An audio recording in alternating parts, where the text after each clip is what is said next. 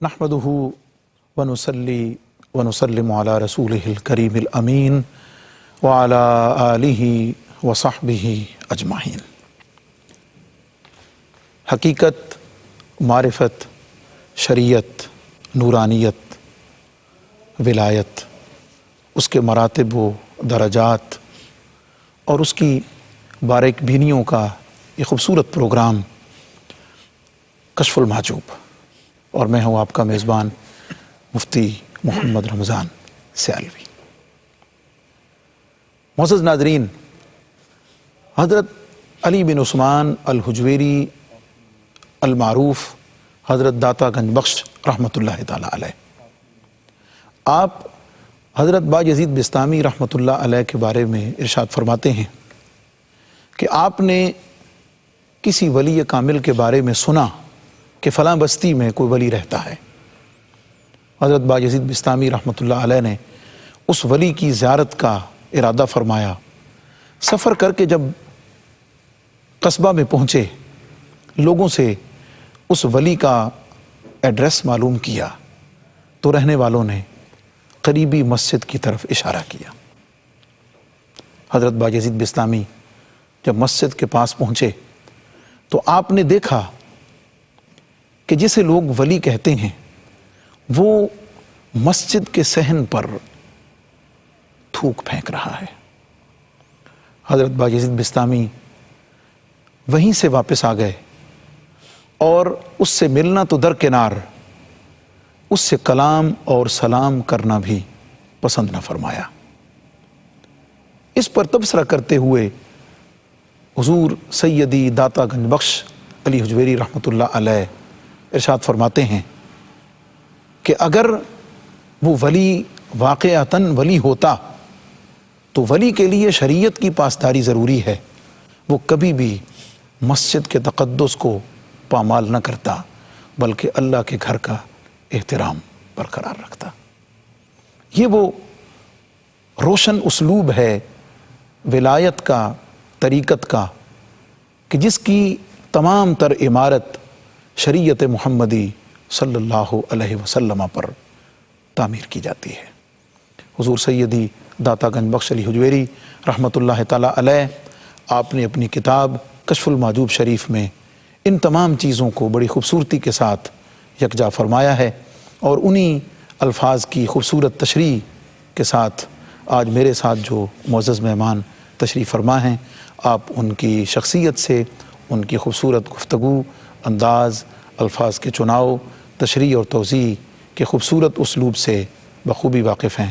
میری مراد حضرت علامہ شہزاد احمد مجددی صاحب سے ہے۔ السلام علیکم ورحمۃ اللہ وبرکاتہ۔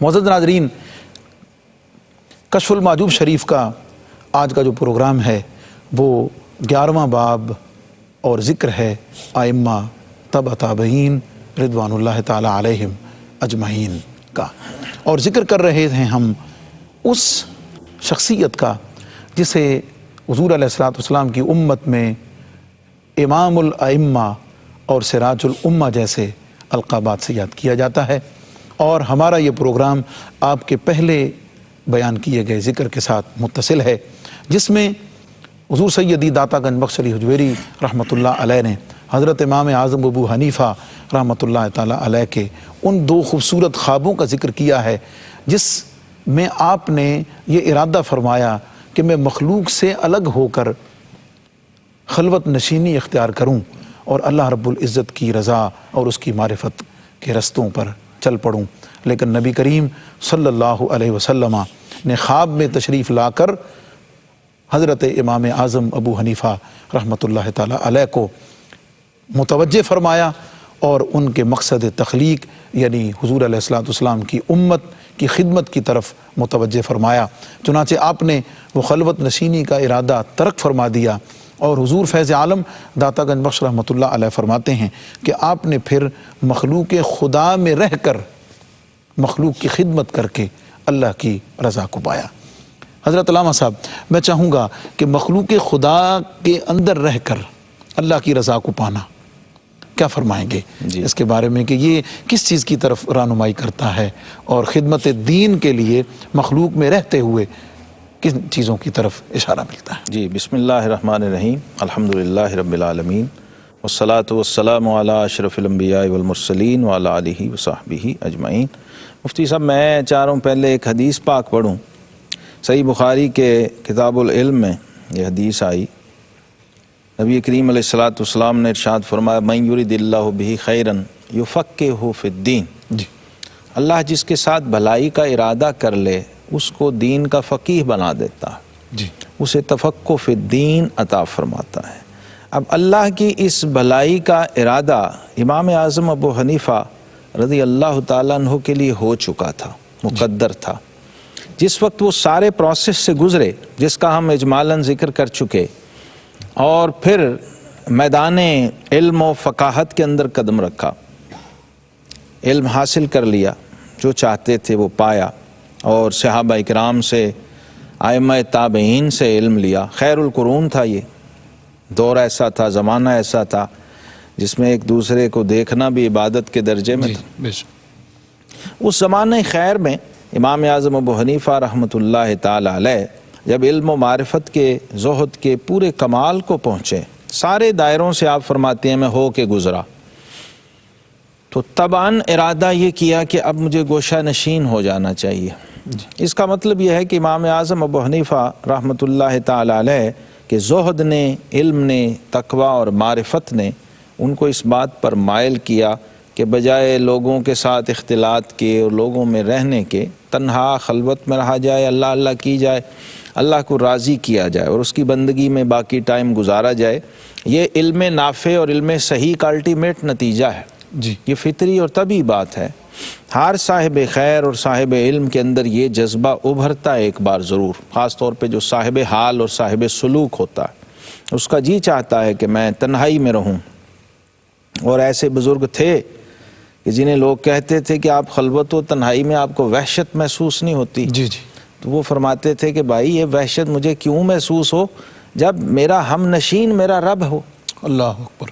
جو فرماتے ہیں انا جلیس مع من ذکرنی، جی جو میرا ذاکر ہے میں اس کا ہم نشین ہوں، تو اللہ کی ہم نشینی میں وحشت کہاں کی؟ جی تو یہ اس خلوت کی لذت کو بھی ہمیں ملحوظ رکھنا چاہیے، اس عزلت نشینی کی کیفیت کو بھی، تو یہ سمجھ آئے گی کہ امام صاحب رحمۃ اللہ تعالی علیہ نے یہ ارادہ کیوں کیا، اور پھر ان کے ارد گرد کا جو اس وقت کا ماحول تھا جس میں داؤد طائی جیسے لوگ، ابراہیم ابن ادہم جیسے لوگ، فضیل ابن ایاز جیسے لوگ، ان کے زہد کا، تقوی کا اور معرفت کا ڈنکا بج رہا تھا، جی جی تو ایک ترغیب اور ایک میلان، جی جی ایک تشویق پیدا ہوئی کہ میں خلوت میں رہوں، عزلت نشین ہو جاؤں۔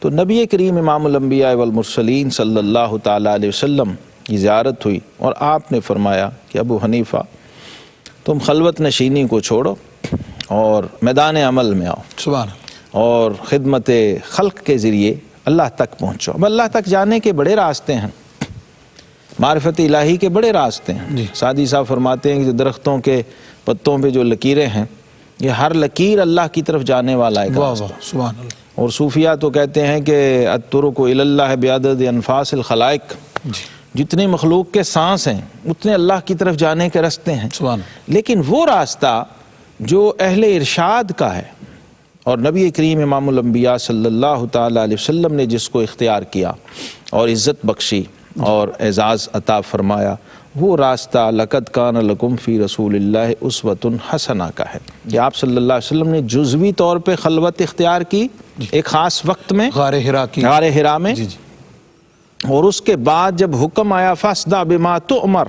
جی تو گویا یہ جو خواب کے پیچھے میں دیکھ رہا ہوں یہ فاصدع بما تؤمر کی تفسیر ہوئی سبحان اللہ۔ کہ آقا کریم علیہ السلام نے فرمایا کہ ابو حنیفہ یہ اتنا علم، اتنی معرفت اور اتنی روحانیت لے کے کسی حجرے میں ہی بیٹھنا تھا سبحان تو پھر اس کی کیا ضرورت تھی؟ واہ واہ تو جو نعمت عطا ہوئی، جو علم ملا، جو معرفت عطا ہوئی، اب اس کا صحیح اور درست استعمال کرنے کے لیے خود بھی خلق خدا میں رہو اور آگے خلق خدا کو نفع رسانی کے ذریعے اللہ کی رضا کو حاصل کرو، کیونکہ خیر الناس من ینفع الناس، اس فارمولے کے تحت آپ کو ترغیب اور تشویق دلائی گئی۔ اور امام صاحب رحمۃ اللہ تعالی علیہ یقیناً، کیونکہ آپ صاحب فراست و صاحب حال ہیں، آپ نے اس سر کو اور اپنے اس مشرب کی دریافت کو پا لیا اس خواب میں۔ اصل میں امام صاحب رحمۃ اللہ علیہ کا جو اصل مشرب ہے، جو ان کا ازلی مزاج تھا، وہ ڈسکور کر دیا گیا کہ آپ ان میں سے نہیں ہیں جو خلوت نشین ہو کے اور گوشہ نشین ہو کے حجروں میں اللہ اللہ کریں۔ واہ واہ۔ آپ طبعاً روحانی طور پہ اور جبلی طور پہ ان لوگوں میں سے ہیں جو مسند ارشاد کے اہل ہوتے ہیں، اور انہیں جو قرب ملتا ہے وہ ارشاد خلائق کے ذریعے اور مخلوق خدا کی رہنمائی کے ذریعے، اور پھر مخلوق میں رہ کر جو مخلوق کی طرف سے تکلیفیں آتی ہیں، آزمائشیں آتی ہیں، امتحانات آتے ہیں، اس میں سے گزر کے جو مقام قرب عطا ہوتا ہے وہ محض عبادت سے یا ذکر و فکر سے نہیں ملتا، اور یہی نبی کریم علیہ الصلوۃ والسلام کا رستہ ہے، آپ کا اسوہ اور آپ کی سیرت مبارکہ یہی ہے، کیونکہ آپ نے خود اس کو اختیار فرمایا تھا۔ تو جو آپ کے کامل وارث و نائب ہیں اس امت میں، ان کے لیے بھی وہی ٹریک چنا گیا اور وہی راستہ۔ آج کے دور میں بھی جو ایک طریقہ اسلوب اور مشرب راہ سلوک کا ہے، تو اس میں بھی ہم اس سے ایک بڑی واضح رہنمائی بلا شبہ کہ اکتساب علم و فیض، اس کے بعد کچھ وقت کے لیے خلوت نشینی یا سلوک کے مراحل، مشائخ کے پاس رہ کے طے کر کے پھر میدان عمل میں اترنا۔ اگر یہ درمیان سے یہ خلوت نشینی والا جو پورشن ہے، اگر یہ ڈراپ ہے، تو آپ کیا سمجھتے ہیں کہ کس حد تک اس میں فرق پڑتا ہے؟ تکمیل نہیں ہوئی۔ جی ہاں، اس کو صوفیہ اسے ناقص کہتے ہیں، اس کو ناقص کہتے ہیں۔ امام مالک رحمہ اللہ فرماتے ہیں نا کہ اتنے بڑے امام مجتہد ہیں، آپ فرماتے ہیں من تفقہ ولم یتصوف فقد تفسق، جی، کہ جس شخص نے فقہ سیکھی اور تصوف و طریقت کے مراحل سے نہ گزرا تو اس نے فسق کیا، اور من تصوف ولم یتفقہ، تصوف و طریقت پہ تو چلا لیکن تفقہ فی الدین اور تفقہ فی العلم اور احکام شریعت کا علم حاصل نہ کیا، فقط تزندقہ، وہ گمراہ ہو گیا۔ ومن جمع بینہما فقط تحققہ، جس نے ان دونوں کو جمع کر لیا وہ محقق ہوا اور اس نے حق کو پایا۔ اور تو یہ امام صاحب ان لوگوں میں سے ہیں جو اہل تحقیق ہیں، جو اہل حق ہیں، جنہوں نے دونوں میدانوں میں امامت کا فریضہ سر انجام دینا تھا، اس لیے ان کے لیے ضروری ہے میدان عمل میں رہنا۔ یہ ارشاد کا تقاضا ہے، دو باتیں ہوتی ہیں، ایک ہے اہل تکوین، ایک ہے اہل ارشاد۔ جو اہل تکوین ہے ان کے لیے خلوت زیادہ موزوں ہے، ان کے لیے مخلوق میں رہنا ناموزوں اور نامناسب ہے۔ ان کی اس کا جو ان کے آفیشل جو ان کی ریکوائرمنٹس ہیں، اس کا یہ تقاضا ہے کہ وہ خلوت میں رہیں، وہ پہاڑوں میں، غاروں میں، جنگلوں میں یا تنہائی میں یا کسی حجرے میں، مطلب کم اختلاط نہ کریں زیادہ مخلوق میں رہنا۔ جو اہل تکوین ہیں، ان کے لیے، جو اہل ارشاد ہیں، ان کے لیے لازم ہے۔ حضور فیض عالم داتا گنج بخش رحمۃ اللہ علیہ نے حضرت امام اعظم ابو حنیفہ علیہ الرحمہ کے ذکر میں 4 ان عظیم ہستیوں کا ذکر کیا ہے کہ جو اپنے وقت کے امام ہیں اور تصوف میں، روحانیت میں، شریعت میں اپنے وقت کی مانی ہوئی ہستیاں ہیں، اور ان کا ذکر کر کے ایک بڑا خاص علمی اور روحانی ربط ان کے درمیان ذکر فرمایا ہے۔ میں چاہوں گا کہ ان 4 ہستیوں کا نام اور اس حوالے سے جو باہمی تعلق ہے اس پر تھوڑی سی آپ روشنی ڈال دیجیے۔ حضرت امام اعظم ابو حنیفہ رحمۃ اللہ تعالی علیہ بیک وقت فقہ اور تصوف دونوں کے امام ہیں اور امام مجتہد ہیں۔ تو آپ کی مجلس میں آپ کے تلامذہ کی تعداد تقریباً، جو بڑے جید اور اجل تلامذہ ہیں، ان کی 40 کے قریب بتائی گئی، جو بورڈ تھا پورا ایک تاریخ کے نامور نام، جو بڑے بڑے اس وقت کی سمجھے کریم تھی ساری، وہ ساری کریم حلقہ نشینانے امام اعظم سبحان اللہ۔ اب چونکہ تصوف کی بات ہو رہی ہے، میدان تصوف پہ صاحب کشف المحجوب گفتگو کر رہے ہیں، تو انہوں نے ان ہستیوں کے نام لیے ہیں جو تصوف و طریقت میں بہت نمایاں، روحانیت میں، زہد میں اور تقوی میں، علمی مقام کے ساتھ علمی مقام کے ساتھ ساتھ۔ یہی میں عرض کرنا چاہ رہا ہوں ان ناموں کی برکت سے کہ حضرت سیدنا فضیل بن ایاز رحمۃ اللہ علیہ، سیدنا داؤد طائی رحمۃ اللہ تعالی علیہ، اور حضرت بشر حافی رحمۃ اللہ تعالی علیہ، اور مصر بن قدام رحمۃ اللہ تعالی علیہ، ان کے نام جو داتا صاحب رحمۃ اللہ علیہ نے لیے کہ یہ لوگ فقیہ بھی بہت بڑے ہیں، اس میں کوئی شک نہیں، بہت بڑے فقیہ بھی ہیں، بہت بڑے صوفی بھی ہیں۔ ہوا یہ کہ بعض پر تصوف کا غلبہ ہوا تو فقہ والی سائڈ دب گئی، بعض پر علم ظاہر کا، علم حدیث کا، روایت حدیث کا غلبہ ہوا تو وہ جو زہد والی اور تصوف والی سائڈ ہے وہ تھوڑا سا اوجھل ہو گئی۔ ان شخصیات کے بارے میں یہ بات ذہن نشین رکھنی چاہیے کہ یہ ہر میدان کے امام ہیں، جی حضرت بشر حافی رحمۃ اللہ تعالی علیہ، ان کا نام داتا صاحب نے لیا، ان کے تلامذہ میں ہیں حضرت ابراہیم ابن ادم ہیں، حضرت فضیل بن ایاز ہیں، داؤد طائی رحمۃ اللہ تعالی علیہ۔ اگر آپ تحقیق میں جائیں گے تو آپ کو نظر آئے گا کہ علم فقہ اور علم حدیث میں بھی یہ امام ہیں، جی اور مسند لوگ ہیں، صاحب سند لوگ ہیں، جو اپنی سند سے حدیث روایت کرتے ہیں۔ جی حضرت بشر حافی رحمۃ اللہ تعالی علیہ، فضیل بن ایاز رحمۃ اللہ تعالی علیہ، مجھے حیرت ہے کہ امام بخاری کے روات اور رجال میں سے ہیں۔ جی تو اتنی مستند اور اتنی معتبر ہستیاں ہیں اس فیلڈ میں بھی، لیکن زہد کا غلبہ، تصوف کا اور روحانیت کا اتنا غلبہ تھا کہ اسی میدان کے ہو گئے۔ جی اور پھر داتا صاحب رحمۃ اللہ تعالی علیہ چونکہ تصوف و روحانیت پہ بات کر رہے ہیں، اس لیے ان 40 میں سے خاص طور پہ ان 4 پلرز کا اور 4 ستونوں کا ذکر کیا ہے جو سارے ہی سلاسل تصوف کے امام ہیں۔ جی تمام سلاسل گھوم کے ان کی طرف جاتے ہیں۔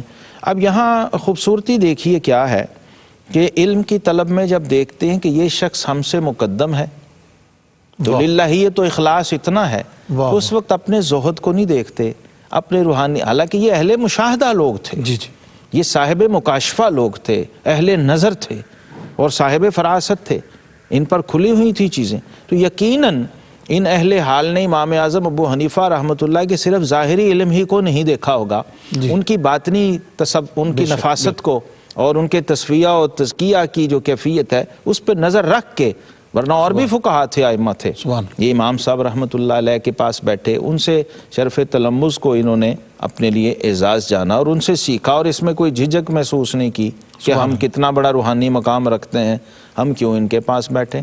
اچھا، دوسری سائڈ اس سے بھی عجیب ہے کہ ادھر صبح کو فقہ کا استاذ، جی وہ رات کو جب روحانیت کا حلقہ لگتا ہے، ذکر و فکر و طریقت کی محفل جمتی ہے، تو اس میں وہ تلمیذ و شاگرد و مرید بننے میں کوئی جھجک محسوس نہیں کرتا۔ اللہ اکبر، اللہ سیدنا فضیل بن ایاز رحمۃ اللہ تعالی علیہ سے وہ استفادہ کرنے میں کوئی جھجک محسوس نہیں کرتے، اور اہل علم نے لکھا ہے کہ امام صاحب رحمۃ اللہ کا جو مشہور قول ہے کہ لولا السنتان لہلک النعمان، اگر 2 سال نہ ہوتے تو نعمان ہلاک ہو جاتا۔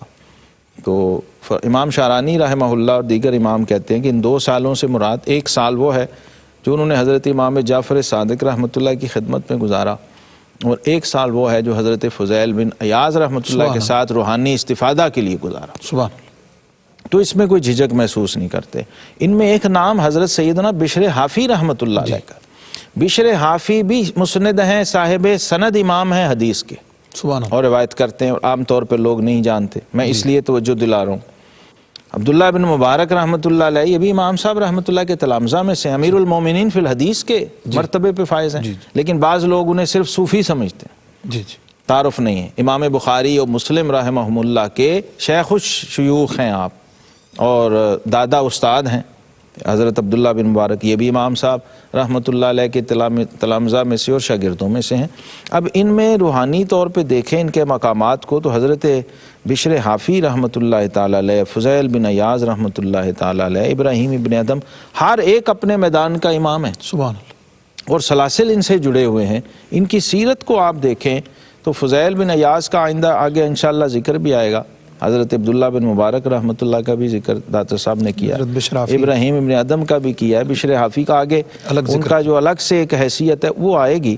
لیکن امام صاحب رحمۃ اللہ تعالی علیہ کے ساتھ ان کا جو تعلق ہے، میں سمجھتا ہوں وہ جو تصوف میں ایک روایت چلی نا بعد میں، شاید اس کے بانی یہی لوگ ہیں، سبحان اللہ۔ اور وہ روایت کیا ہے کہ استاد نے شاگرد نے استاد سے علم ظاہر لیا، اور پھر استاد نے شاگرد سے علم باطن لیا۔ واہ، سبحان اللہ۔ شاگرد نے استاد سے شریعت و فقہ اور احکام کا علم لیا، اور شیخ نے، جس کی ایک مثال حضرت حافظ ابن حجر مکی جی ہیثمی اور شیخ علی متقی صاحب کنز المال جی جی رحمۃ اللہ تعالی علیہما، یہ وہ لوگ ہیں۔ اسی طرح طریقت میں پھر ایسی مثالیں بھی موجود ہیں کہ بعض دفعہ شیخ نے اپنے مرید سے استفادہ کیا، جی مرید کا وہ مقام و مرتبہ بلند ہوا روحانی طور پہ، علمی طور پر، کہ شیخ نے کوئی جھجک محسوس نہیں کی۔ یہ لوگ اس کی بنیاد رکھنے والے ہیں کہ مقصود صرف اور صرف اللہ کی رضا۔ حضرت آج کے دور میں بھی جبکہ اتنا بڑا فاصلہ بڑھ گیا ہے، ہم دیکھتے ہیں یعنی جو ظاہری علم رکھنے والے جو علم میں مشہور علماء ہیں اور تصوف اور روحانیت کے جو علم برداران ہیں، تو کیا سمجھتے ہیں ایک بڑا خوبصورت طریقہ اور اسلوب نہیں ہے اس فاصلے کو ختم کرنے کے لیے؟ بلا شبہ میں تو بار بار اس کا ذکر جہاں موقع ملے اسی لیے کرتا ہوں کہ ہم اس روایت کو کیوں نہ زندہ کریں. جی. اور آپ مفتی صاحب دیکھیں، اگر یہ روایت کبھی زندہ ہو جائے تو انقلاب کی کیفیت نہیں پیدا ہو سکتی کہ ایک بہت بڑے شیخ طریقت کسی عالم دین کے پاس زانو تلمس کا طے کر رہے ہوں، اور بہت بڑے شیخ الحدیث اور شیخ القرآن وہ کسی صاحب حال اور صاحب سلوک شیخ کی خدمت میں بیٹھ کر منازل روحانیت اور تصوف کو طے کر رہے ہوں، تو کیا معاشرے میں انقلاب نہیں آ سکتا؟ بہت اچھا. مریدوں پہ اس کے کیا اور شاگردوں پہ اس کے کیا اثرات ہوں گے؟ ہمارے ماضی قریب میں دلی میں شاہ ولی اللہ محدث دہلوی اور مرزا مظہر جان جہاں شہید ایک ہی استاد کے دونوں شاگرد ہیں اور دونوں امام ہیں، لیکن ایک وقت ایسا آیا کہ شاہ ولی اللہ صاحب رحمۃ اللہ تعالی علیہ ان کا مدرسہ اور جامعہ اس کا بول بالا ہوا اور ڈنکا بجنے لگا، اور ہندوستان کا ہر بڑا عالم وہ اسی دبستان سے وابستہ اور اسی سے فیض یافتہ تھا. اور پھر حضرت مرزا مظہر جان جہاں شہید رحمۃ اللہ کی خانقاہ نقشبندیہ اس کا اتنا ڈنکا بجا کہ بڑے بڑے جلیل القدر اور اجلہ لوگ ان کے مرید ہونے کو، قاضی ثناء اللہ پانی پتی رحمہ اللہ جیسے لوگ ان کا پانی بھر رہے ہیں اور ان کے مرید ہو رہے ہیں. تو یہ روایت بھی کتابوں میں لکھی ہوئی ہے کہ شاہ ولی اللہ محدث دہلوی اپنے فارغ التحصیل شاگردوں کو حضرت مرزا مظہر جان جہاں شہید کی خدمت میں بھیجتے کہ ان کے ساتھ بیعت کر کے اور ان کے ساتھ نسبت ارادت قائم کر کے منازل سلوک طے کرو. اور حضرت مرزا مظہر جان جہاں رحمۃ اللہ علیہ اپنے نوجوان مریدوں کو شاہ ولی اللہ محدث دہلوی کے پاس ان کے مدرسے میں داخلہ لینے کا حکم فرماتے سبحان اللہ کہ وہاں پر جا کر دورہ حدیث کرو اور پھر ہمارے پاس آؤ. واہ واہ سبحان اللہ. تو یعنی ایک بڑا خوبصورت طریقہ ہے، بڑا خوبصورت اسلوب ہے کہ جو حضرت امام اعظم ابو حنیفہ رحمۃ اللہ تعالیٰ علیہ اور آپ کے ان عظیم المرتبت جو ایک وجہ سے شاگرد بھی ہیں، ایک وجہ سے پھر استاد بھی ہیں، شیخ بھی ہیں، شیخ بھی آ جاتے ہیں اس کے ذریعے کیونکہ للہیت کا اتنا غلبہ تھا کہ وہ ان تکلفات میں پڑتے ہی نہیں تھے. مقصد تو اللہ تک پہنچنا اور اس کی رضا ہے، اور کسی کو رہنمائی دے دی اور راستہ دکھا دیا. بلکہ صوفیاء کا تصور تو حضرت امام ربانی مجدد الفسانی رحمۃ اللہ تعالیٰ علیہ فرماتے ہیں کہ اللہ تعالیٰ نے حضرت داؤد علیہ السلام کی طرف وحی فرمائی کہ یا داؤد اذا وجدت طالب کن خادمہ. اللہ اکبر. جی جی. کہ اے داؤد جب میرے کسی طالب صادق کو پاؤ تو اس کی خدمت میں لگ جاؤ. واہ واہ سبحان اللہ. حضرات صوفیہ تو اسے خدمت سمجھتے ہیں. سبحان اللہ. حضور فیض عالم داتا گنج بخش رحمۃ اللہ تعالیٰ علیہ نے اس ایک فضیلت یعنی کہ حضرت امام اعظم ابو حنیفہ رحمۃ اللہ تعالیٰ علیہ ان چار معروف صوفیاء کے استاذ بھی ٹھہرے علم فقہ اور شریعت میں. یہ چار ہستیاں جو تصوف و روحانیت میں امامت کا درجہ یقیناً اس پر یہ فائز ہیں. ساتھ آپ نے یہ فرمایا کہ اس کے علاوہ آپ کے تورع اور اتقاء کے واقعات بہت مشہور ہیں. جی. تو یہ ورع اور تقوی تو الگ الگ چیزیں ہیں جس کو صوفیاء بڑی شر و بست کے ساتھ ڈسکس کرتے ہیں. میں چاہوں گا کہ ان دونوں میں تھوڑا وضاحت اور اس کی تھوڑی تشریح تاکہ جو اصحاب ہیں اس بارے میں وضاحت کر سکیں. معزز ناظرین، یہ ٹاپک ورع اور تقوی کا ہم انشاءاللہ ڈسکس کرتے ہیں اور اس میں تھوڑی تفصیل مطلوب ہے تاکہ جو اصحاب تقوی ہیں وہ سمجھ سکیں کہ مقام ورع کیا ہے، اور مقام ورع اپنے مقام ورع پر فائز حضرات جو مقام تقوی ہے اس کی حفاظت کیسے کر سکتے ہیں، اس پر ڈسکس کریں گے ایک مختصر سے وقفے کے بعد. Stay with us, welcome back soon. Welcome back معزز ناظرین، پروگرام کشف المحجوب اور ذکر ہے امام الائمہ سراج الامہ حضرت امام اعظم ابو حنیفہ رحمۃ اللہ تعالیٰ علیہ کا. حضرت ورع اور تقوی کیا چیز ہے اور تصوف و روحانیت میں اس کی کس قدر اہمیت ہے اور دونوں کس طریقے سے ایک دوسرے کے ساتھ تعلق اور ربط رکھتے ہیں. تقوی تو آپ جانتے ہیں قرآن پاک میں اللہ رب العالمین نے اولیاء اللہ کی بنیادی علامت اسی کو بتایا، الذین آمنوا وکانوا یتقون. جو تقوی والے ہیں، بچنا اور ڈرنا. جی. دو چیزیں ہیں، بچنا اور ڈرنا. اور بچے گا وہی جو ڈرے گا. سبحان اللہ. بچے گا وہی جو ڈرے گا. اللہ. اب اللہ سے ڈرنا، آقا علیہ السلام نے فرمایا انا اتقاکم للہ واخشاکم للہ. سبحان. سب سے زیادہ مقرب و محبوب بھی میں، اور سب سے بڑھ کے اللہ سے ڈرنے والا بھی میں، اور سب سے زیادہ خشیت رکھنے والا بھی میں. تو یہ وراثت ہے نبی کریم علیہ السلام، اور یہ احوال ہیں، احوال رسالت میں آپ صلی اللہ علیہ وسلم ہیں جو کاغذ پہ لکھے نہیں جا سکتے، سبحان اللہ، جو تقریر میں نہیں لائے جا سکتے، جو احوال ہیں، کیفیات ہیں، اسے آپ کو اپنے اوپر طاری کرنا پڑتا، دیکھا اور محسوس کیا جا سکتا. جی ہاں. فیل کیا جا سکتا اب آقا کریم علیہ الصلوۃ والسلام کی اس وراثت کو کامل طور پہ جنہوں نے لیا ہے وہی تو امام الائمہ بنتے ہیں، سبحان ہر کوئی تو نہیں امام الائمہ بنتا۔ تو امام صاحب رحمۃ اللہ تعالی علیہ تقویٰ کے بھی امام ہیں، ورع کے بھی امام ہیں۔ عبداللہ بن مبارک رحمۃ اللہ علیہ کہتے ہیں جب میں کوفہ میں داخل ہوا تو میں نے پوچھا کہ یہاں پر سب سے بڑا عالم اور فقیہ کون ہے؟ تو انہوں نے کہا ابو حنیفہ۔ جی پھر پوچھا کہ یہاں سب سے بڑا صاحب تقویٰ کون ہے؟ انہوں نے کہا ابو حنیفہ۔ تو میں نے کہا یہاں سب سے زیادہ صاحب ورع کون ہے؟ انہوں نے کہا ابو حنیفہ۔ اللہ تو کہتے ہیں پھر میں سب چھوڑ چھاڑ کے ابو حنیفہ کی خدمت میں جا اللہ ان کا شاگرد ہو گیا۔ امام صاحب رحمۃ اللہ تعالی علیہ کا بزنس تھا، کاروبار تھا۔ میں ان کی سیرت سے ایک دو مثالیں عرض کر دیتا ہوں۔ کاروبار کپڑے کا تھا، ایک تھان کپڑے کا آیا جس کے اندر سوراخ ہو گیا ہوا تھا پورے تھان میں، ہو جاتا ہے بعض دفعہ وہ دیمک سے لگ جاتا ہے، کپڑے خراب ہو جاتے ہیں۔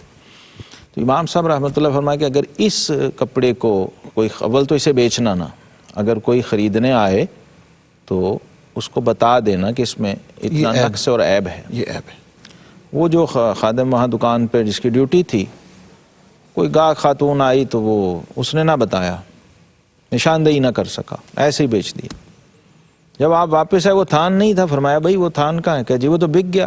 فرمایا وہ میں نے کہا تھا اس کو بتا دینا کسٹمر کو کہ اس کے اندر عیب ہے، کہ جی وہ جلدی میں یاد ہی نہیں رہا۔ اللہ اکبر۔ امام صاحب رحمۃ اللہ تعالیٰ فرمایا وہ کل قیمت نکالو، جی کل قیمت جو تم نے لی ہے پروفٹ سمیت اصل بھی، انہوں نے کہا وہ نکالا، فرمایا اس کو اللہ کی راہ میں خیرات کر دو۔ اللہ اکبر۔ یہ تقویٰ ہے۔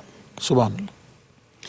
خبر آئی کہ ایک صاحب کی بکری چوری ہو گئی، جی کوفہ میں کسی کی بکری چوری ہو گئی۔ امام صاحب رحمۃ اللہ کو پتہ چلا تو آپ نے ایک بکریوں والے جو لوگ ہوتے ہیں، یہ چرواہے اور بکریاں پالتے ہیں اور یہ بزنس کرتے ہیں، اس کو بلوایا جی اور فرمایا بھائی بکری کی میکسیمم عمر کتنی ہوتی ہے؟ واہ واہ واہ، اللہ اکبر۔ اس نے کہا جی زیادہ تو 30 سال رہ لے گی، 36 سال رہ لے گی، اس سے زیادہ نہیں رہ سکتی، مر جائے گی۔ امام صاحب رحمۃ اللہ نے اس کے بعد اتنے سال 30 یا 36 یا 32 سال پھر آپ نے بکری کا گوشت نہیں کھایا اللہ، کہ کہیں وہی بکری چوری کی ذبح ہو اس کے کا گوشت کہیں کسی بازار ذریعے میں سے- نہ بک جائے اور وہ ہم تک نہ پہنچ جائے اللہ۔ احتیاطاً۔ یہ ہے تقویٰ کا اگلا مرتبہ جس کو کہتے ہیں ورع۔ امام صاحب رحمۃ اللہ دجلہ کے اوپر اپنا قمیض کا دامن دھو رہے تھے، ایک شخص گزرا، کہنے لگا امام صاحب یہ کیا ہوا؟ ان کا یہ کیچڑ سا لگ گیا تھا تھوڑا سا، میں کہ دھو لوں۔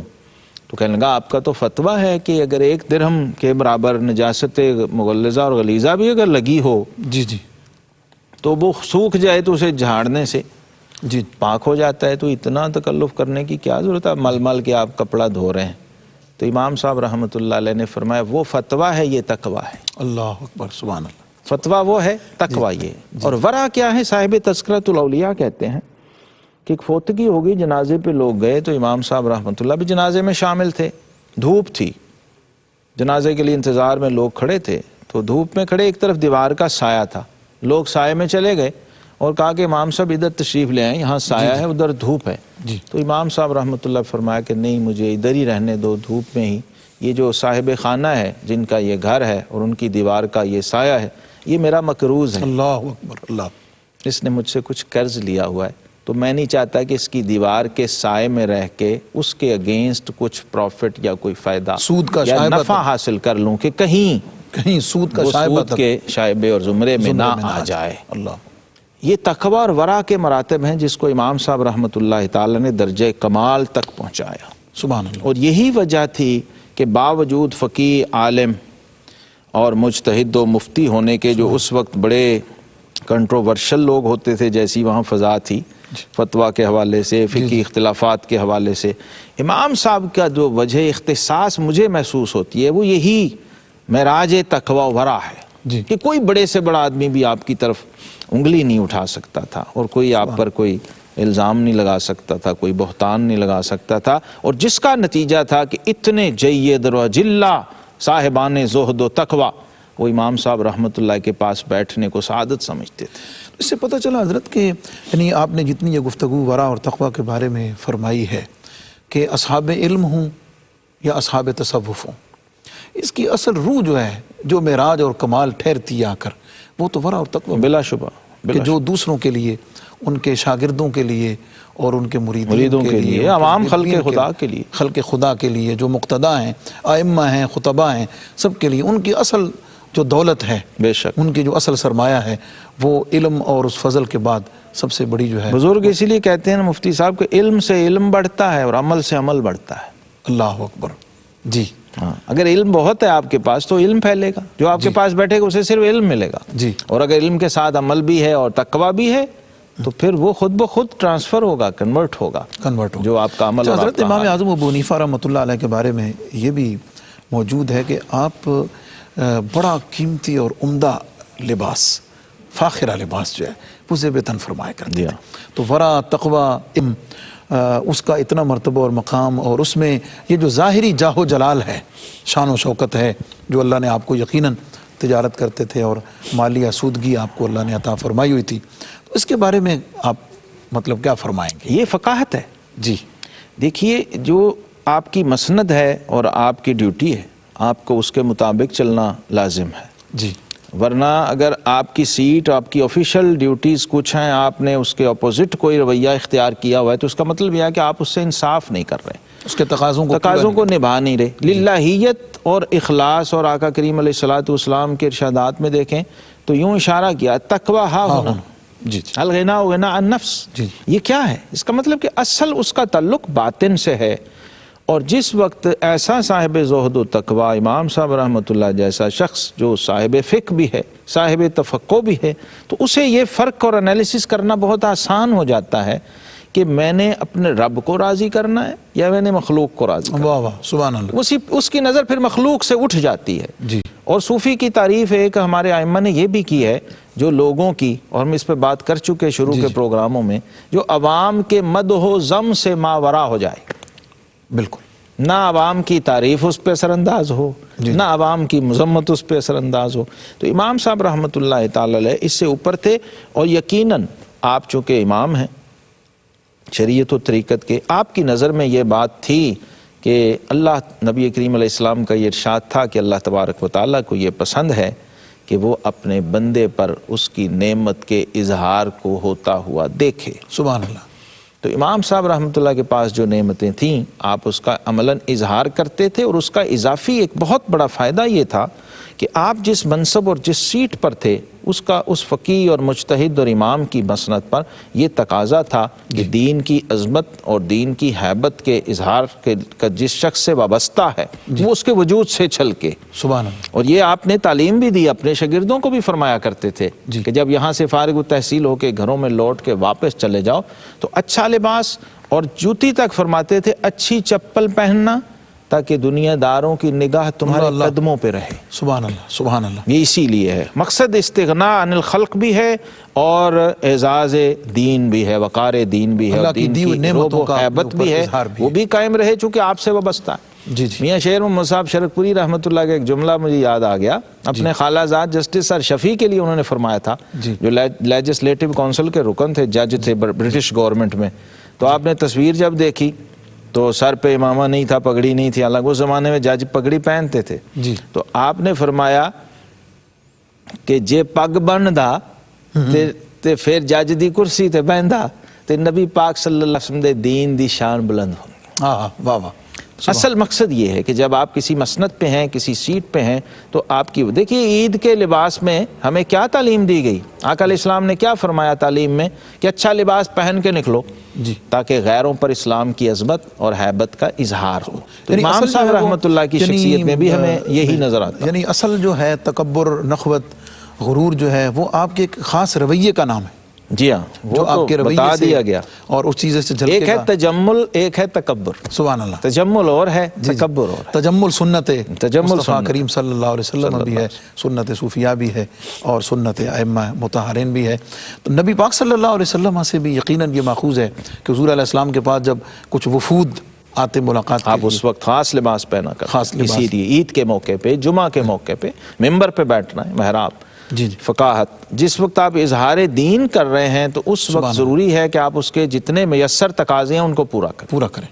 یہ سنت ہے۔ یہ سنت مبارکہ ہے تاکہ جو دیکھنے والے لوگ ہیں وہ اس کو بہتر طریقے سے. حضور غوث پاک کا جبہ بھی فرماتے ہیں عباسی خلیفہ کے جبے سے قیمتی ہوتا تھا، اللہ اور وہ جاسوس چھوڑے رکھتا تھا کہ پتہ کرو یہ عبد القادر جیلانی کپڑا کہاں سے لیتا ہے. اللہ اکبر سبحان اللہ. یہ علمی وجاہت اور جو اس منصب کی وجاہت ہے اس کے مطابق. معزز ناظرین، حضرت امام اعظم ابو حنیفہ رحمۃ اللہ تعالیٰ علیہ کا خوبصورت تذکرہ بزبان حضور سیدی فیض عالم داتا گنج بخش رحمۃ اللہ تعالیٰ علیہ آپ نے سماعت فرمایا. یہ ذکر اور اس ذکر کے اندر آپ کی شخصیت کے، آپ کے علم کے، ورع کے، تقویٰ کے بے شمار پہلو ہیں جو انشاءاللہ العزیز ہم لے کر آپ کی خدمت میں حاضر ہوں گے. اس کے لیے دیکھتے رہیے آپ کا اپنا پسندیدہ پروگرام کشف المحجوب. اپنا دائیں بائیں سب کا بہت خیال رکھیے، کیونکہ اس خیال رکھنے میں ہم سب کی بہت زیادہ بھلائی ہے. انشاءاللہ اگلے پروگرام میں نئے عنوان کے ساتھ حاضر ہوں گے. اجازت دیجیے. السلام علیکم ورحمۃ اللہ وبرکاتہ.